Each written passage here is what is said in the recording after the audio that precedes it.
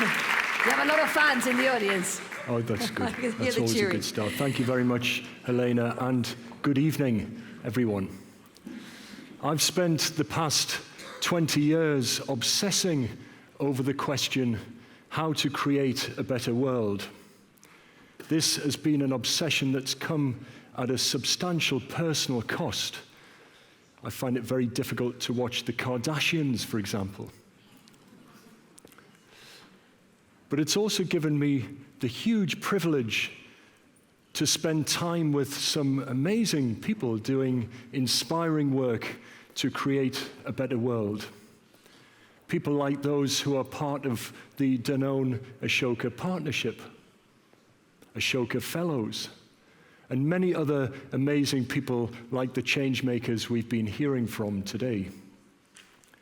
This obsession has led me to the conclusion that it is urgent that we help everyone become a change maker, and that the more we practice change making, the better our world will become. Because change making is fundamentally about making a better world. It's about acting for the greater good, or more precisely, it's about living for universal well-being. So what do we mean by universal well-being? To answer this question, I would like to very politely invite you to center yourself on your seat, perhaps put your feet flat on the ground, and to oxygenate your body. I'm hoping there is enough oxygen in the room for us all. And to close your eyes just for a moment, if you feel comfortable with that. And to bring into your mind a child that you know. Preferably a child that you love. Try to picture that child in your mind. Imagine calling out their name. And imagine looking deeply into their eyes to see the world from their perspective.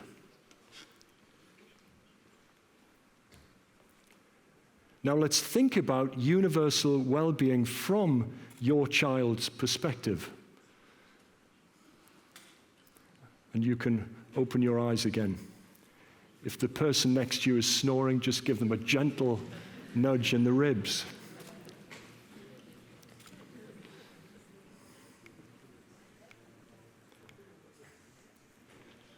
Well, their well-being starts with their own personal well-being, their physical, emotional,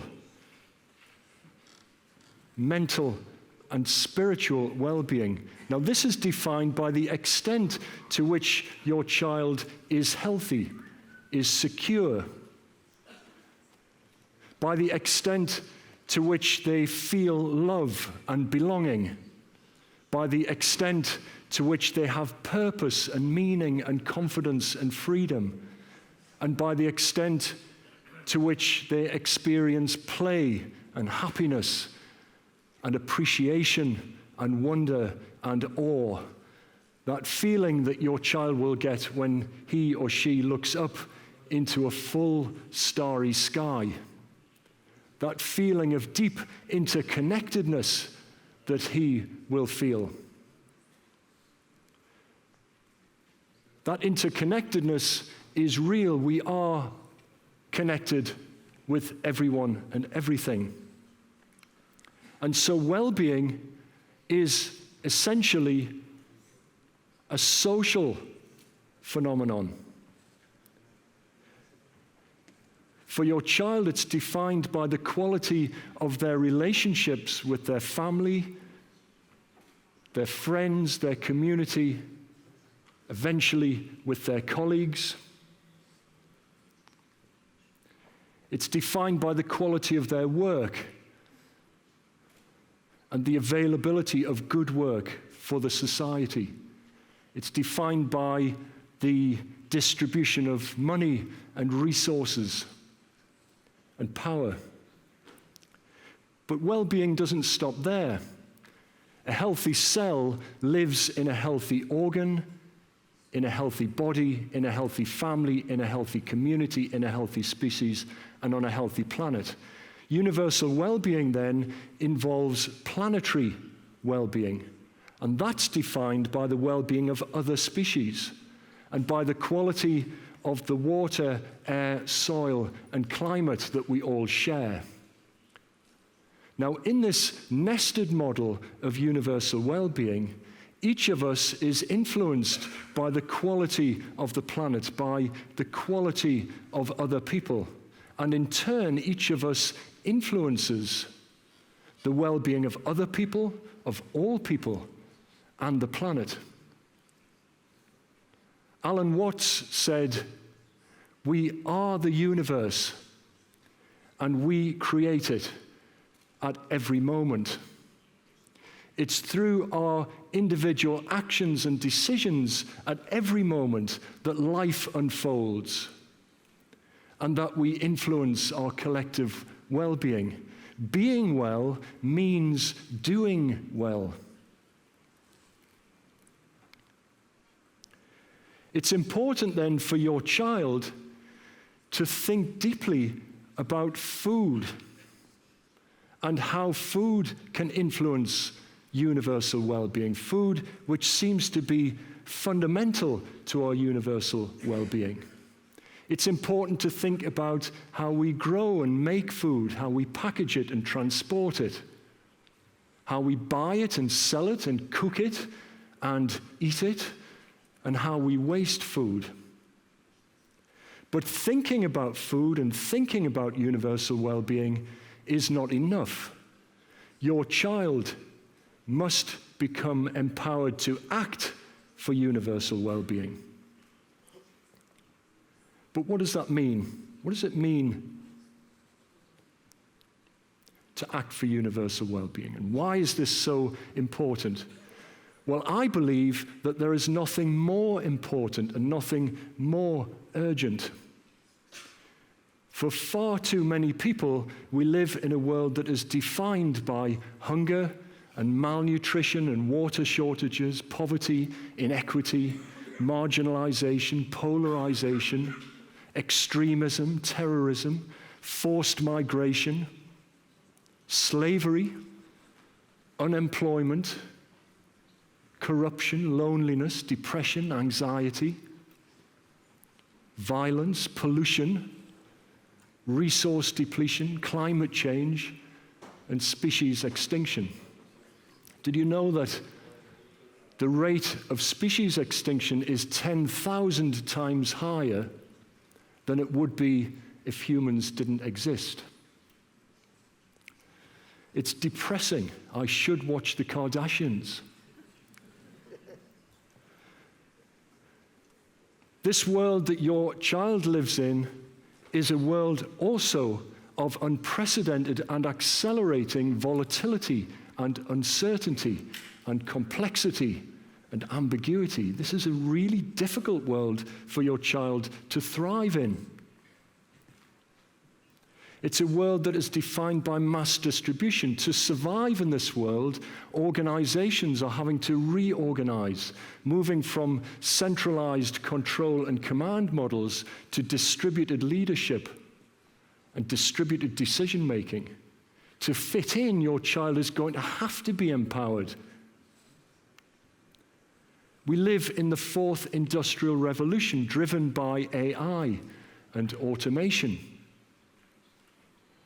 It's not enough for your child to learn repetitive skills or machine skills. We need to be different to machines. She's going to have to develop human skills to work with machines for the good of all. And we live in a world of hyperconnectivity. Technology, and particularly social media, is fueling hyperconnectivity alongside explosions in urbanization and human population.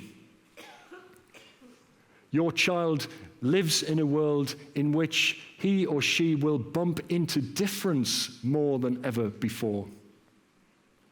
Understanding and empathy and a celebration of diversity must be what she masters.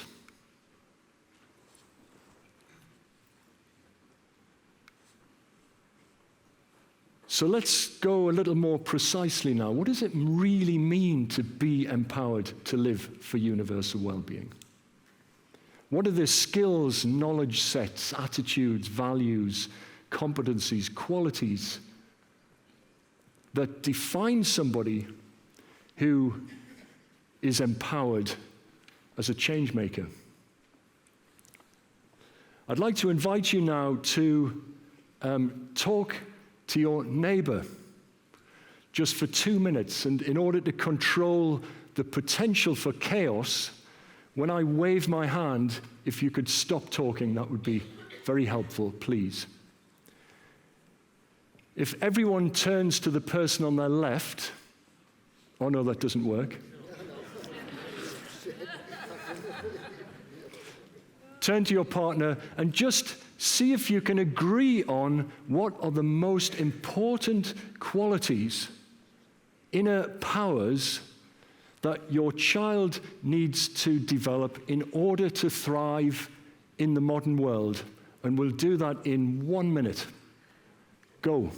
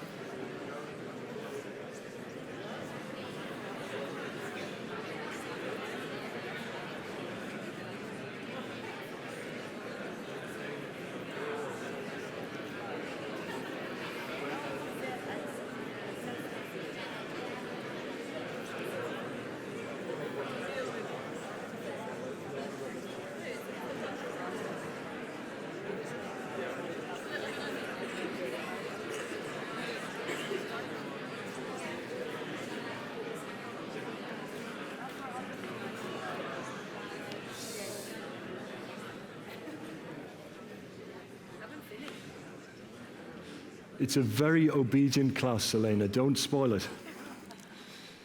Okay, now we're going to try out some brand new technology. Has anyone heard of CVRS, crowd voice recognition software? Yeah. You have? Great. We're going to try it out. So on the count of 4, so on the 4 beat, I would like you to shout out those things that you've agreed, and the technology will pick it up. Hopefully. But you have to shout very loudly. So I'm going to count 1, 2, 3, shout. Is everyone ready? Very loud. What are the key qualities that define someone who is empowered to live for universal well-being? 1, 2, 3. Okay. Oh, it worked quite well. It's very advanced technology.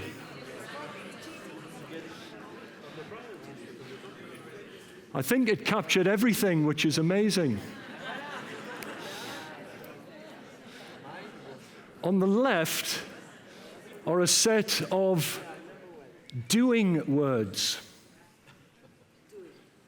Solving complex problems, taking responsibility. Change-making came up a lot. That's good.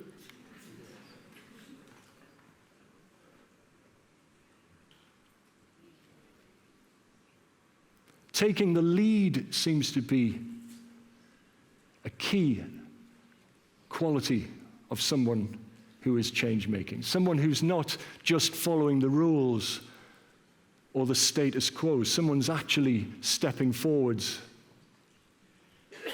Collaborating, we know, is key. Gone are the times when we can rely on heroic leaders to make the change that we need. On the right-hand side are lots of being words. What's clear is the idea of being a change maker centers on the idea of being. It's being empathic. By the way, that's not just feeling one another's emotions, but that's getting into the heads of other people. It's understanding other people. It's seeing the world from different perspectives. It's therefore cognitive empathy as well as emotional empathy. It's about being self-aware, being open, being present, being system-minded, being wise, being creative, being. If being empowered then is a state of being, and by the way, this suggests that we really need to look at the holistic empowerment of young people, which is something that we almost never do in our schooling systems. If being is central, we need to ask the question, what does it mean to become empowered? How does this child that you've been imagining become empathic, become creative, become someone who is living for the good of all? And I think here it's really important that we reimagine the word learning. Learning for many of us has come to mean the absorption of facts and knowledge. And although knowledge is certainly important to being empowered, we need to have a much wider view of the human being. We need to help people become empathic, etc. So learning, I think, is very much synonymous with becoming. So how do we develop these capacities? How do we learn or become empowered? Well, we know that this is through the experiences we have throughout life. It's not only those experiences that we have in classrooms and in schools, so we need to broaden the idea of who is influencing learning. We've heard already the importance of eating and cooking rituals as a way of giving people experiences through which they can debate and question the status quo. We know that playful experiences are empowering. Making art, making things, moving, dancing, being in nature, exploring, experimenting, discovering, reading, writing, doing team projects, being challenged, failing, meditating, being in the community, taking the lead. These are all critical kinds of experience through which a person becomes more or less empowered, through which your child can find their inner power. These are experiences that we very rarely offer young people in schools alone, and outside of schools we are insufficiently organized. Not every child has opportunities to become fully empowered. So who influences these experiences? What can we do to provide these experiences?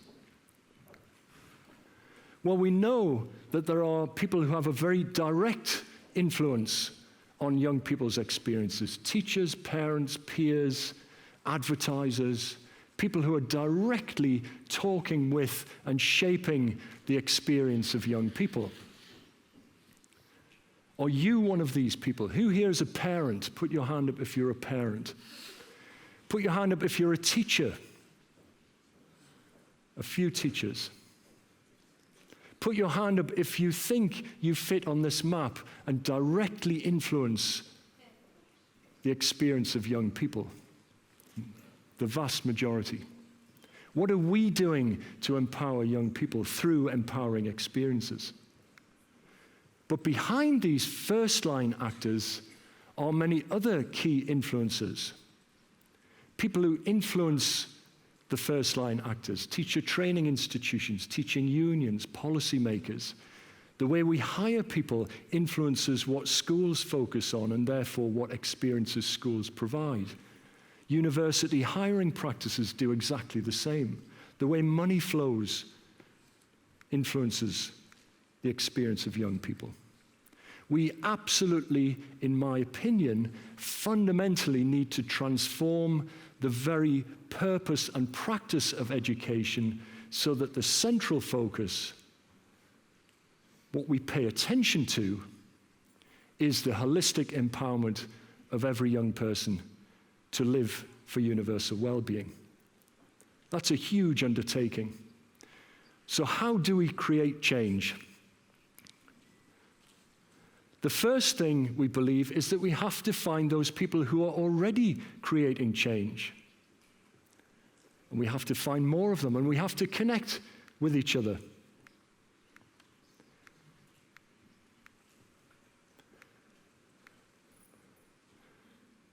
Then we have to align to a North Star. We have to agree that there is a shared purpose, that we have a shared goal. And beyond that, we then need to come together to form teams, to collaborate with each other. And we need to connect those teams into teams of teams, each of whom is working to empower young people. These are teams working in every community, around every school, involving every home, but teams also that are involving policymakers, the unions, the teacher training providers, etc. We need to, in other words, not just align to a North Star, but share learnings and share opportunities and share resources and share experiences together. And beyond that, we also need to think systemically. We've got to stop patching up problems. We've got to get into the source of the problem. We've got to get into changing systemic mechanisms, the policies and rules and incentives that drive our education systems and wider systems. And beyond that, we've got to go even deeper to get into changing the mindsets, our mindsets, which fuel and bring to life our education systems. We've got to change our attitudes and our values and our beliefs and what we pay attention to and what we talk about. In other words, we've got to change our awareness and our consciousness in order to bring about this massive transformation. We've got to move from a very mechanistic understanding of education, a factory-like or machine-like model of education, in which kids come in one end in batches and are spewed out the other end. And we've got to create more human, adaptable, fluid ecosystems, learning ecosystems, empowering learning ecosystems. And this process of creating empowering learning ecosystems is a process that we call weaving. Weaving is a new leadership capacity that we need to adopt. Weaving is about aligning people to a common North Star. Weaving is about collaborating. It's about being systemic. It's about empowering everyone to live for universal well-being. I'd like to end just with 3 small questions for you to consider when you leave this evening. The first question is, what change would you like to make tomorrow? The second question is, who are you going to make that change with? And the third question is, what question would you like to ask your child tomorrow? Thank you very much. Thank you, Ross.